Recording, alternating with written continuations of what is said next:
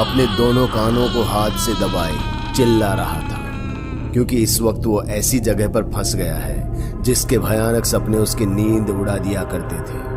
पर ऐसा भी नहीं था कि विक्रम इस जगह से बिल्कुल अनजान था, क्योंकि जिस सामोली गांव की फिजाओं में आज उसे डर का आतंक दिख रहा है, कभी वहां उसका खुशहाल बचपन गुजरा था। आज से कई दशक पहले सामोली गांव में खुशियां ही खुशियां बसती थी। चारों तरफ हरियाली और ऊंची ऊंची मदमस्त पहाड़ियां, और उन पहाड़ियों के बीच ठाकुर की हवेली, जहां विक्रम का बचपन किसी शहजादे की तरह गुजरा। लेकिन फिर पढ़ाई के लिए बाहर जाना पड़ा। पूरे 10 साल के बाद जब वो गांव वापस लौटा तो उसकी खुशी का कोई ठिकाना नहीं था। उसके गांव का स्टेशन आने में अभी बहुत समय बाकी था, फिर भी वो ट्रेन के दरवाजे पर खड़ा था और खुली आंखों से वादियों को निहार रहा था। तभी विक्रम को दूसरी बोगी के दरवाजे पर एक लड़की दिखाई दी, जिसकी खूबसूरती को देखकर वो ऐसे खोया कि उसे ये भी ध्यान नहीं रहा कि दूसरी तरफ से एक ट्रेन आ रही है। वो लड़की चिल्लाकर उसे बताने की कोशिश कर रही थी, फिर भी विक्रम पर उसका कोई असर नहीं हुआ। वो तो मानो उस लड़की की खूबसूरती देखकर जम सा गया था, और उसके चले जाने के बाद भी दरवाजे से निकलकर उसे झांक कर देखता रहा। तभी अचानक से उसे किसी ने अंदर खींच लिया, और विक्रम के अंदर आते ही दूसरी तरफ से आने वाली ट्रेन धड़धड़ाते हुए निकल गई। तुम पागल हो क्या? ऐसे दरवाजे से कौन लटकता है? विक्रम के मुंह से एक शब्द नहीं निकला, क्योंकि वो अभी भी उस लड़की की खूबसूरती के सागर में गोते खा रहा था कि तभी ट्रेन का अचानक ब्रेक लगा और विक्रम उस लड़की के ऊपर आ गिरा। ट्रेन के ब्रेक लगने के जर्क ने उन्हें आपस में ऐसे मिला दिया जैसे कोई प्रेमी अपनी प्रेमिका का आलिंगन कर रहा हो। विक्रम से टकराते ही उस लड़की की आंखें भी ऐसे बंद हो गई जैसे उसे कब से इस लम्हे का इंतजार था। लेकिन अगले ही पल जब ट्रेन का हॉर्न बजा तो लड़की ने असहज हो विक्रम को खुद से दूर कर दिया और धीमी होती ट्रेन के साथ स्टेशन पर उतर गई और सीधे सामने वाली दुकान पर जाकर कुछ खरीदने लगी। उसके चेहरे पर एक प्यारी सी मुस्कान थी जिसे वो विक्रम से छुपा रही थी, और विक्रम भी अब दरवाजे पर खड़ा उसे कुछ छुट्टों के लिए दुकानदार से लड़ते हुए देख रहा था। वो अपने छुट्टे पैसे लेने में इतना व्यस्त हो गई कि ट्रेन कब चल पड़ी उसे पता ही नहीं चला। पीछे मुड़ी तो विक्रम खड़ा था। अरे ट्रेन कहाँ गई? चली गई। तो तुमने मुझे बताया क्यों नहीं? अब मैं घर कैसे जाऊंगी? वैसे घर कहाँ है तुम्हारा? मेरा घर? पहले ये बताओ कि तुम ट्रेन से क्यों उतरे? क्योंकि ट्रेन में तुम जो नहीं थी। पूरे पागल हो तुम। नहीं, पर अब हो गया हूँ। मेरा घर सामोली गांव में है। मेरा भी। सुनसान स्टेशन पर दोनों की नोक-झोंक दोस्ती में बदलने और एक ही गांव के होने की वजह से रेवती और विक्रम में खूब बातें होने लगी। लेकिन उन्हें घर पहुंचना था, इसलिए गाड़ी का पता करने लगे, जो अब अगली सुबह ही आने वाली थी, और उसमें भी कई घंटों की देरी थी। स्टेशन पर बैठे बैठे रात हो गई। ये दुकान बंद करके क्यों जा रहा है? क्योंकि रात को इस स्टेशन पे कोई नहीं रुकता है। अचानक से इस आवाज को सुन दोनों के होश उड़ गए। आखिर ये भयानक आवाज है किसकी?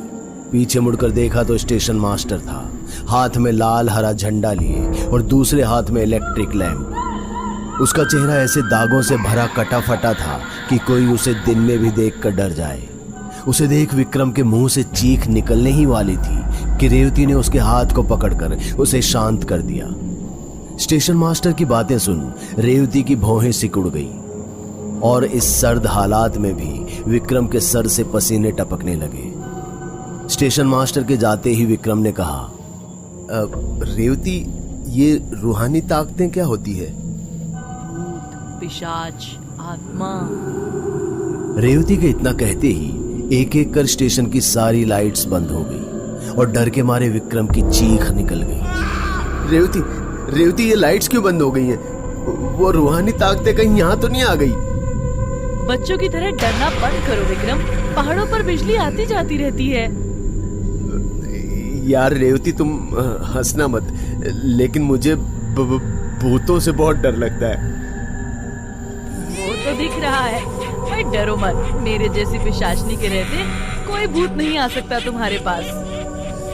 चलो फिर ठीक है, मेरे साथ तो पिशाचनी है। क्या तुम पिशाचनी हो? अरे बुद्धू, मजाक कर रही थी। भेड़ियों की अजीब सी चीखें सुनते ही विक्रम ने रेवती को कसकर जकड़ लिया और अपनी आंखें बंद कर रेवती भी उसे अपनी आगोश में ले लेती है और समझाने लगी कि विक्रम डरो मत, ये तो बस जानवर की आवाज है। पर विक्रम डर से बेकाबू हो रहा था कि तभी रेवती ने उसके लबों को चूम लिया। रेवती के होठों के स्पर्श से विक्रम सुन्न हो गया था और उसकी आंखें बड़ी। उसे समझ में नहीं आ रहा था कि ये सब क्या हो रहा है। एक तो उसका डर और ऊपर से अचानक हुए चुंबन ने उसके होश उड़ा दिए। तभी रेवती ने उसके होठों को आजाद कर खुद को थोड़ा दूर कर लिया। विक्रम के दिल की धड़कन इस वक्त किसी ट्रेन की भांति तेज दौड़ने लगी थी।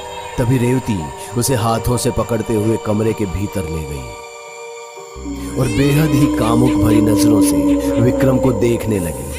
अब भला मोमबत्ती भी कब तक आग से ना पिघलती। विक्रम ने भी अपनी कामुक नजरों में आंखें गड़ा उसे अपने करीब खींच लिया और उसे अपनी बाहों में भींच मदहोशी की सारी हदें पार करने लगा कि तभी एक भयानक आवाज गूंजी कि उन दोनों के रंग में भंग हो गया और बदहवास ही दोनों आधे कपड़ों में हाथ में रूम की लाइट लेकर कमरे से बाहर आ गए। बाहर आते ही उन्हें चारों तरफ बस धुंध ही धुंध दिखाई देती है।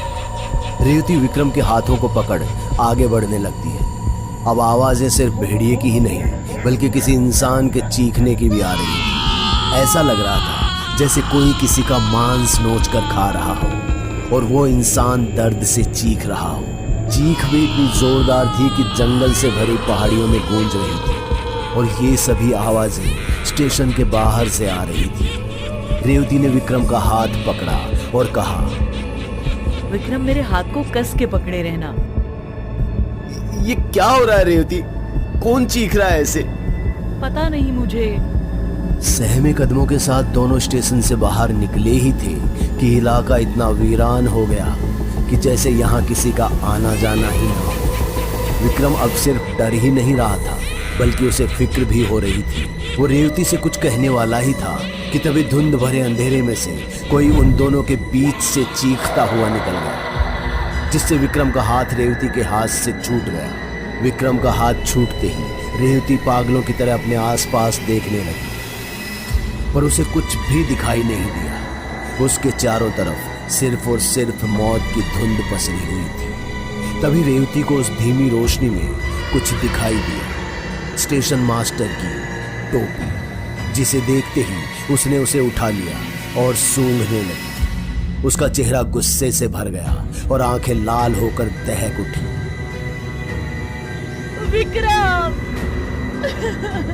विक्रम, मेरे प्यार में तुम्हें कुछ नहीं होने दूंगी, कुछ भी नहीं। आखिर कौन है रेवती? दिव्य शक्तियों से भरी इंसान या कोई पिशाची? विक्रम को आखिर कौन उठा ले गया? कहीं स्टेशन मास्टर तो नहीं, या फिर खुद भी उसकी जान खतरे में है?